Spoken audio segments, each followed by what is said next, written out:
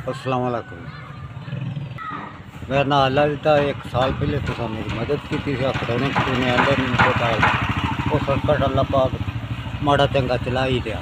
मेर हाँ जी, एक साल पहले मेरी मदद की थी 5,000 के मैं खिलौने लियाते।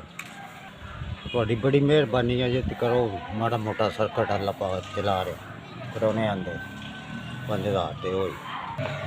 हाँ एक वो खिलौने थोड़े जे है ने जो गुजारा बड़ी मुश्किल चल रहा। मेहरबानी अगर खिलौने ज़्यादा हो जान तो मेरे बच्चों का गुजारा चल रहा ठीक।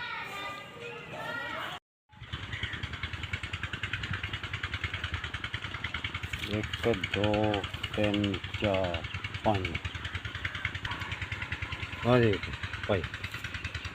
भाई जी तुहाडा 5,000 रुपया मिल गया। पिछले साल भी मेरी मदद की थी। बहुत बहुत शुक्रिया। अल्लाह पाक तुहानू सेहत तंदुरुस्ती दे अल्लाह ज़्यादा दे। गरीबों का ख्याल कर रहे जी तुम। अल्लाह तुहानू सेहत देवे तंदुरुस्ती देवे।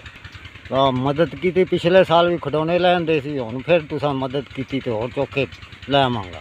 अल्लाह पाक खुश रखे तुहानू। बच्चे वाला है मैं मजदूर बंदा हर वक्त तुहाडे हक च दुआवां ही करदा रहना। निक्के निक्के बच्चे ने तो टाइम चला रहे जे। अल्लाह पाक चोखा देवे तुहानू सेहत तंदुरुस्ती देवे जेड़ा गरीबां दा तुसीं ख्याल करदे।